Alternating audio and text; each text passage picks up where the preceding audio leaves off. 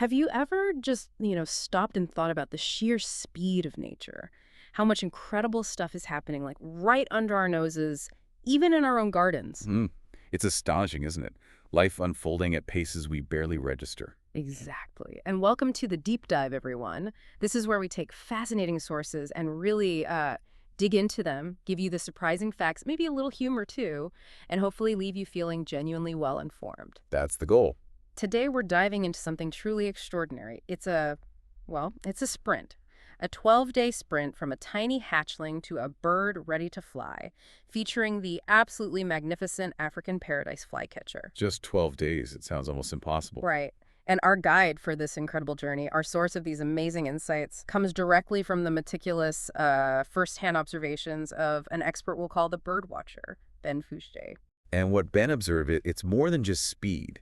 It really gets to the heart of survival, adaptation, the incredible pressure that shapes life in the wild. This isn't just a fast life cycle, it's a masterclass in evolutionary efficiency. Every single second counts. That urgency really comes through. And Ben Fouché, the Birdwatcher, he's not just, someone who likes birds. His credentials are quite serious. He's a BirdLife South Africa preferred tour operator and guide. And he's also a registered national tour guide for nature and culture. So his access, his dedication to observing, that's what gives us this incredibly intimate look. It's a rare perspective. Definitely. Okay, let's unpack this incredible story then. Let's see what we can learn about life on the wild side, but maybe a bit closer to home than we think. Sounds good. Where does this story begin? It all kicks off in a very specific setting. Okay. South Africa, think hot, sweltering December or summer. The air's thick, humid, classic South African heat. Right, the peak of summer down south. But nestled within this heat, there's this haven, a milkwood forest. And it's just buzzing with life. You've got this rich chorus of birdsong obviously echoing through the trees. A beautiful soundscape. But also this constant, hum, millions and millions of insects, mosquitoes, fruit flies, grasshoppers galore, butterflies, moths, spiders, the whole lot. It's this incredibly dense, thriving, buzzing world. And those milkwood trees, they are absolutely crucial. It's fascinating how this specific environment provides, well, pretty much everything the African Paradise Flycatcher needs, especially for raising young so fast. How so? What makes them so perfect? Well, first, there's the food. All those insects you mentioned, that's the buffet. It's constantly available right there. Then the trees themselves offer vital shelter protection from the harsh sun, from rain, and crucially from predators. Okay, makes sense. And finally, they provide perfect nesting spots, often quite high up, hidden among the leaves. It really highlights the delicate balance, Yeah. every piece of the ecosystem playing its part.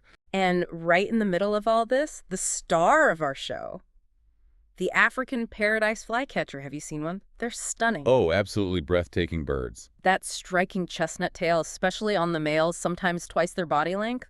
Just wow. And they're so agile. Watching them catch insects mid-air, it's like watching tiny acrobats. They really are masters of flight, darting, twisting, incredibly precise. And Ben's observations confirm they're a common intra-African migrant.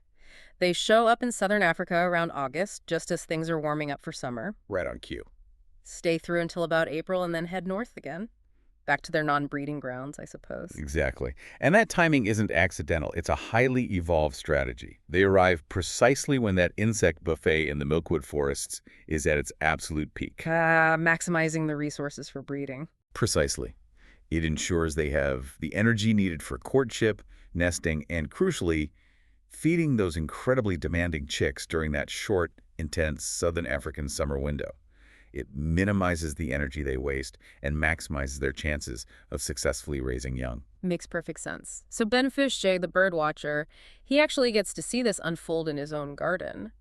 That's incredible luck. It really is a privilege. He mentions observing them breed there year after year. And he gets to watch them build these nests. What are they like? They're apparently quite intricate, little cup-shaped marvels woven together with fine grass, bits of lichen, and spider silk. Spider silk. Wow. Yeah, it acts like a natural glue, helps bind it all together and gives it flexibility.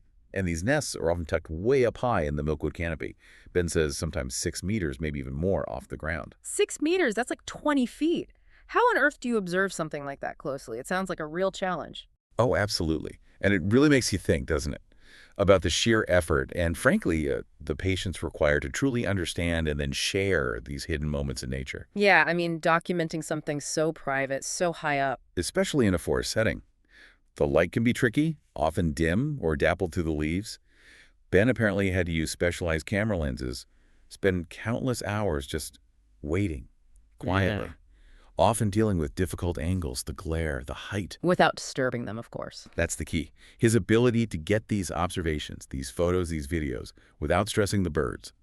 It speaks volumes about his dedication and skill. He's literally bringing these hidden stories down from the canopy for us. And this particular year, his dedication really paid off spectacularly. He witnessed a specific pair build their nest, lay eggs, and then the big moment, 3 tiny chicks hatched. Ah, the start of the clock. Day 0. Exactly. 3 new lives, incredibly vulnerable. So what's the immediate challenge? The second those chicks hatch, what's priority number 1 for the parents?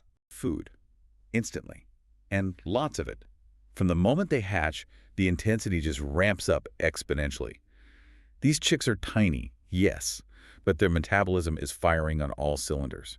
They're basically little growth engines. Ready to go from 0 to 60 or 0 to fledge? Pretty much. Yeah. So Ben observed both parents just springing into action, working tirelessly. They were darting through the forest, back and forth, back and forth. He timed of them returning to the nest every 1 to 2 minutes. Every 1 to 2 minutes. That's unbelievable. It's an almost nonstop delivery service, a constant stream of insects heading towards those gaping mouths. What kind of toll does that take on the parent birds? I mean, that pace sounds exhausting. The energy expenditure must be immense. They're essentially working, like you said, nonstop, 24/7 practically. And Ben's observations highlight they aren't just grabbing any old bug. Oh, there's a strategy to the buffet. Absolutely. It's a carefully curated menu. He saw them bringing protein-rich grasshoppers, crucial for muscle development, energy-dense moths and spiders for fuel. It's a specialized power diet, perfectly balanced for that explosive growth the chicks need. Fascinating. It's not just quantity, but quality, too. Exactly. And beyond the feeding frenzy, there's another crucial job: sanitation. Sanitation in a bird's nest. Yep. The chicks produce waste in these little tidy packages called fecal sacs. They have a sort of membrane around them. And the parents meticulously remove these sacs from the nest after each feeding, or nearly each feeding. Why is that so important? Well, hygiene, mainly. It keeps the nest clean, prevents diseases, but perhaps more importantly, it reduces any smells that might attract predators. A clean nest is a safer nest. Ah, clever. So it's feeding and cleaning around the clock. It really is. This constant, dedicated parental care, it's just absolutely critical for survival, especially when you only have that 12-day window. It shows an incredible commitment to getting those offspring ready fast. And that speed. 12 days from hatchling to fledgling. It still blows my mind. How is that even biologically possible? What allows them to develop so rapidly? Well, it's a high-risk, high-reward evolutionary strategy, really. By getting the chicks out of the nest super quickly in just 12 days, the flycatchers minimize the time their young or vulnerable stationary targets in that nest. Reducing the window for predators or parasites to strike. Exactly. They're capitalizing on that peak insect abundance we talked about, getting the job done before resources potentially dwindle or predator activity increases later in the season. The trade-off, of course, is that immense energy output from the parents. And for the chicks themselves, how do they grow so fast? They're born incredibly helpless, what we call altricial, but their biological systems are basically primed for hypergrowth. Think rapid cell division. Their bones harden quickly, feathers burst out almost simultaneously, muscles develop at an astonishing rate. It's like development on fast forward. But there must be risks with such a condensed timeline. Oh, absolutely. The biggest risk is any interruption to that constant food supply. A day of bad weather, a temporary scarcity of insects, or one parent being lost. That could be catastrophic. And also, leaving the nest before they're truly ready, maybe due to disturbance, is often fatal. It's efficient, but perilous. It really makes you appreciate how precarious life is for a young bird. And Ben's observations showed it's not all smooth sailing, even inside the nest, right? Even in the seemingly perfect garden setting. No, definitely not. Life in Milkwood Forest, even a relatively safe garden one, is full of challenges. For instance, as those chicks grow so quickly, they literally start overflowing the tiny nest. Like puppies outgrowing their basket. Exactly. And Ben actually saw them sometimes tumble right out. Oh no, what happens then? Thankfully, he noted that usually nearby branches or twigs would break their fall. And the chicks, even before they could properly fly, had enough instinct and strength to scramble back up into the nest. but it highlights how vulnerable they are, A minor hurdle compared to other dangers, I imagine. for sure. And beyond accidental tumbles, predators are a constant serious threat. Ben's observations paint a clear picture of the dangers lurking. Like what? What did he see? Well, for the ground up, you've got threats like the boomslang. These Mm. are large, highly venomous tree snakes, very agile climbers. They can easily raid a nest. Yikes. Snakes in the trees. Then from the air, Sparrow Hawks. They're swift, agile hunters that can snatch young birds right off a perch or even sometimes from the nest itself. Aerial assault. And then, closer to the ground, even domestic cats if they're around. And opportunistic cat prowling can be devastating for young birds, especially fledglings on their first ventures out of the nest. It's a minefield. Constant vigilance needed from the parents. Absolutely, they have to be scanning constantly, listening for warning calls. Yeah. It's part of that nonstop job. And just when you think that's enough to worry about, there's another kind of threat. An insidious one, you could say. Parasitic birds. Ah, yes, the brood parasites. A fascinating, if somewhat brutal, survival strategy. Ben mentioned specific culprits, right? The red-chested cuckoo, emerald cuckoo, Diedrich cuckoo, classes cuckoo. Quite a list. How do they pose a threat? They don't attack the chicks directly, do they? No, not directly. Their strategy is more covert. They lay their own eggs in the flycatcher's nest, often removing one of the host's eggs to make room. So they trick the flycatchers into raising their young, outsourcing parenthood. Precisely. And it gets worse. When the cuckoo chick hatches, and they often hatch faster than the host chicks, its instincts kick in immediately. What kind of instincts? Often, the cuckoo chick will systematically push the flycatcher's own eggs or any hatched flycatcher chicks right out of the nest. No way. Oh, yes. It ensures it gets all the food and all the parental attention. Even if it doesn't eject its nestmates, the cuckoo chick is usually larger, grows faster, and is more demanding, effectively outcompeting the host's young for food. So the poor flycatcher parents end up working themselves ragged, feeding this imposter. While their own biological offspring likely perish. It's a ruthless but incredibly effective strategy for the cuckoo. And for the flycatchers, it's another huge challenge layered on top of everything else, potentially wiping out their entire breeding effort for the season. Wow. Nature can be incredibly tough. It really is survival of the fittest, or perhaps the sneakiest in this case. It adds another layer of pressure to that already tight 12-day schedule. Okay, so despite snakes, hawks, cats, accidental falls, and parasitic cuckoos, the clock doesn't stop. By day 10, Ben observed the chicks were practically spilling out of the nest. Getting restless. You can almost picture it. The feathers are more developed, they're stretching their wings, becoming much more active and aware. You can feel that tipping point approaching, can't you? Almost time for the big leap. Absolutely. Ben must have been glued to his observation spot at this point. I bet. And what's fascinating is how the parents seem to know it's time too. Yes, the birdwatcher noted this specifically. The parents shift their strategy slightly.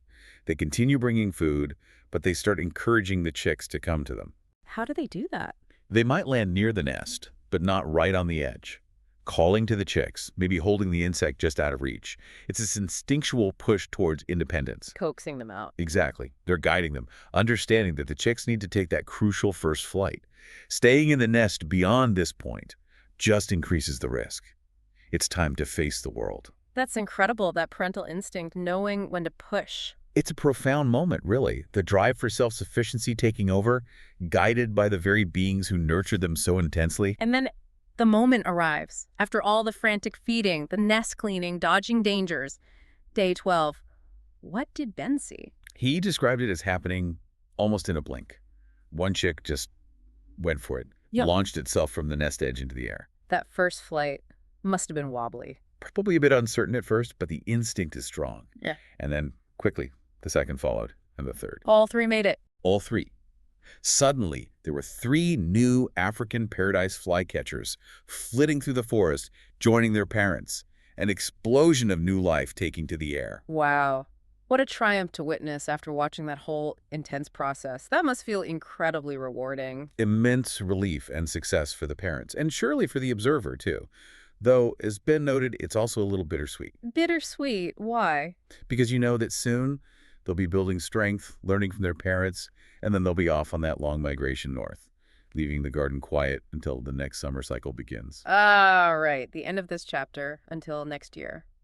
So reflecting on this whole 12-day whirlwind, What are the big takeaways for us watching from the outside? Well, for me, it's just an incredible demonstration of resilience, isn't it? The sheer tenacity of life Hmm. and the teamwork. Those parents working in perfect sync. Definitely teamwork. And just the wonder of it all, how perfectly adapted these birds are to their environment in this incredibly compressed timescale.